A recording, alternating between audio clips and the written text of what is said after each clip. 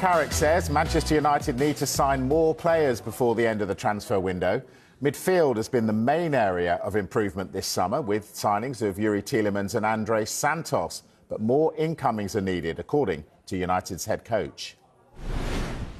Yeah, I think for us, we're delighted with the players we brought in first and foremost. I think we've improved the group, we've improved the squad in different ways, balance, quality and the direction we want to go in. So the players that we've brought in, I think we've done really good business and we've got really some top players. So we're delighted with that. We always want to improve. We want more. We need more. We keep looking to how we can do that. So that never stops. We're conscious of that, and we've got to keep pushing.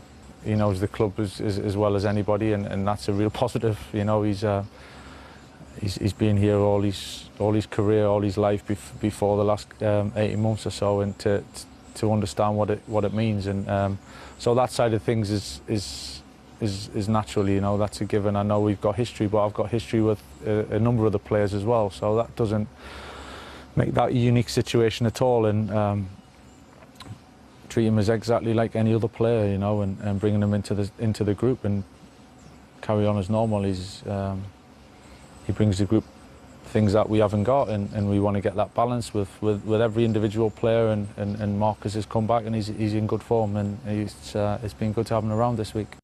So look, you heard there from Michael Carrick and us sitting down with him. He wants and needs more signings before September's deadline. And I don't think that's quite a surprise to anyone listening to that. I mean, we know at left back they lack depth there behind Luke Shaw to really rotate in that position. You look at midfield, they don't really have any more numbers there than they did last season, with Casemiro leaving the club and Manuel Ugarte also out for the foreseeable future. Another player we do have to talk about is Marcus Rashford. We spoke to Michael Carrick about him. I asked, you know, having seen Rashford and heard Rashford on multiple occasions last season talk about how he wanted to stay at Barcelona, you know, how does he feel for the player himself? Does he feel empathy for him? And Michael Carrick spoke about just, you know, players' careers do go up and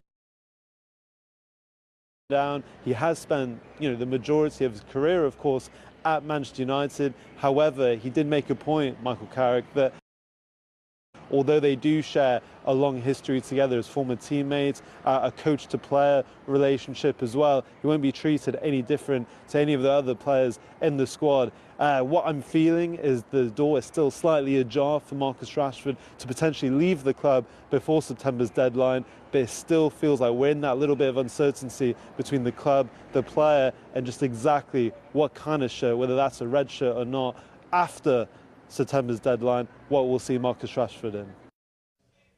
Interesting. Dan, not sure where we are with Rashford. What do you think about what Michael Carrick said? Yeah, I think it's interesting. I think the key point, Mike, is that Marcus Rashford offers a solution in attack for Manchester United at the moment. Another option for Michael Carrick, at least, as well. So it would make absolutely no sense at this point to alienate him whatsoever. On top of that, he's got a working relationship over years at Manchester United with Marcus Rashford as well. I know he touched on it in what he had to say and says it's not necessarily anything different to what he's had with other players, but it could still be a key element in motivating Marcus Rashford.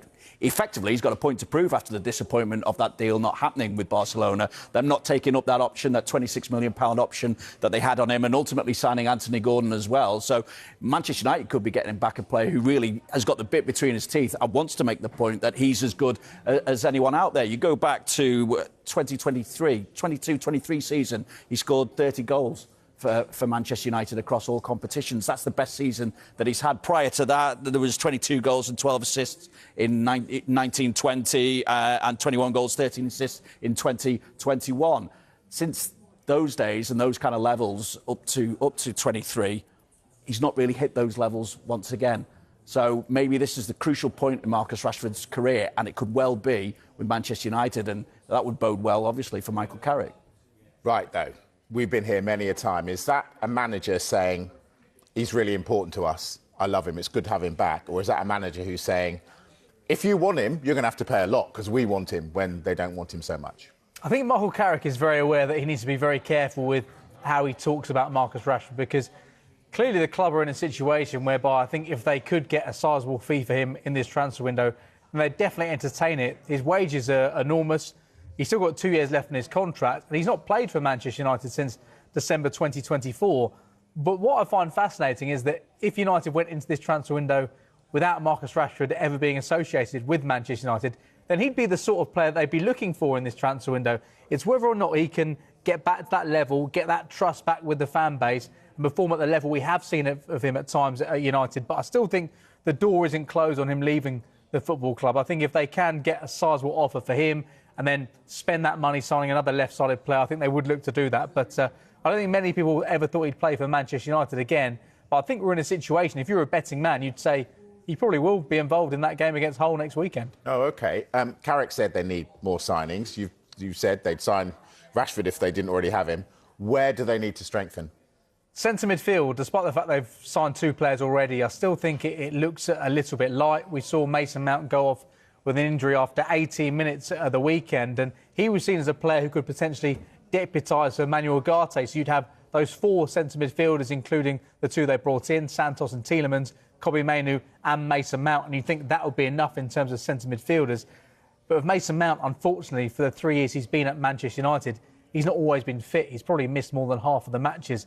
And there's a feeling that Santos and Tielemans are sensible signings, but not perhaps the big names that United are looking for in this transfer window. So I think a third midfielder definitely isn't something to rule out. A left-sided player, I think they will look to strengthen. Luke Shaw played every single Premier League match last season, which is incredible considering his injury record. And when Shaw is fit, United tend to have really, really good seasons. But United in the Champions League, a new-look Champions League now, there's more matches than ever. They need a deputy for Luke Shaw. We know Tyrell Malacia has departed. There is that interest in Lewis Hall. So you would think they would like to have a left-back. I think if they were to sign any more players in this transfer window, a left-back would be the priority, because I think they can probably get by with the centre midfielders they have, despite the fact that they're not very exciting. Left-back, if Luke Shaw breaks down early on this season, they look to be in real problems in that area of the pitch. James touched on it. They haven't done a lot of business so far. What do you think about the way they're going about things? I think James touched on it as well when he said sensible. It's not spectacular at the moment, but Tielemans, for example, and Santos, we know what exactly they can provide to that Manchester United side. It gives an element of stability and experience, certainly from Tielemans' point of view as well. And you look what he's been able to do in English football since he's been over. At the same time, I think the fact that Michael Carrick is calling for more signings just says everything about how their summer's gone so far. The fact is that they still need players in. If they're really going to compete across all competitions, they need greater depth within that squad. And certainly the left-hand side that we keep pointing out is a crucial area for them. What would success be for Manchester United this season, do you think?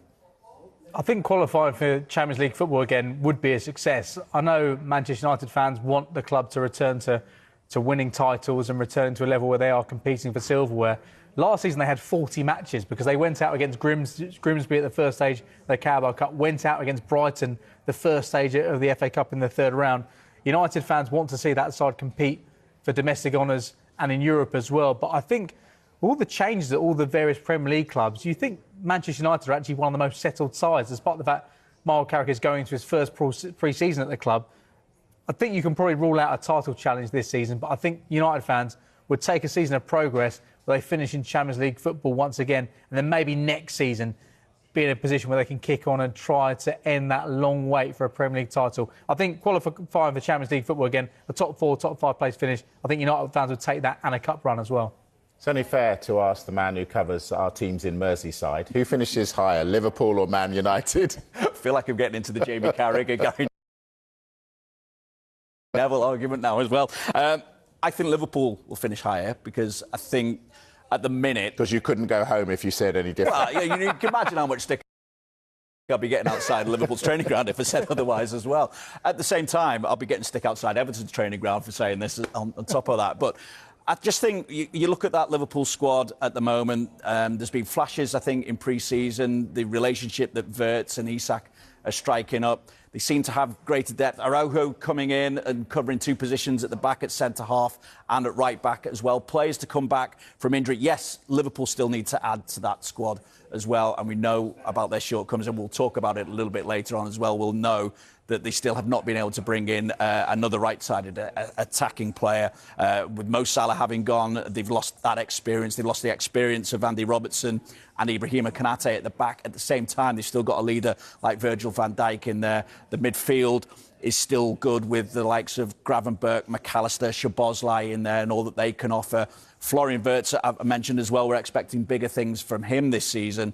So Liverpool, to all intents and purposes, have got that package there and are used to playing weekends, midweek, week after week after week. This is something that Michael Carrick and Manchester United have got to get back used to doing because, of course, they haven't had that. Yeah, indeed. All right, well, we're not going to let you off. I don't see why he can't. I think, you know, he's gone away from the football club and, you know, he's sampled. Obviously, we had him at Aston Villa. He's gone to Barcelona. He had a fantastic season, scoring goals, assists, 14 goals, 11 assists in total.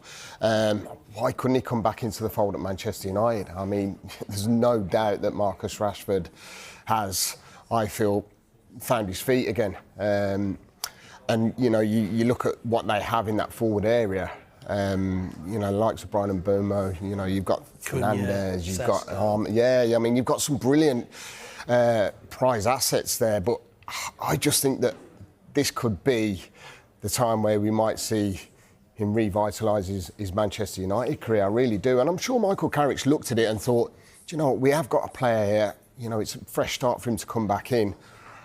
I just think that this would be a good time for him to step back in to that Manchester United fold and really show what he's all about and show that character, because, you know, it'd be a matter of time before he wins over everyone and everyone starts believing in what he's all about. He's got great ability and he can certainly add to Manchester United's push this season. Yeah, and I guess if you look at it with Mbeumo one side, Cunha the other side, and Seska, if that's the starting 3 with Fernandes, he can fit in anywhere. So he's got that versatility. He play the 9, he can play wide. He's a great player to have. Yeah, well, that's the thing. He can play in a number of positions through that forward line. We've seen him play as a number 9. We've seen him come out wide and play off the left-hand side. And I think, listen, at times, you know, Manchester United might play a false 9 where they've got that versatility because they've got so many attacking, you know, options and flair that they have in that forward area. So I just think that, you know, for the noise that's quieting down with Marcus Rashford about him, you know, not going anywhere or teams not really fancying taking him, and obviously him not staying at Barcelona, I just think it's all teed up for him to go back into the fold at United and really show what he's all about.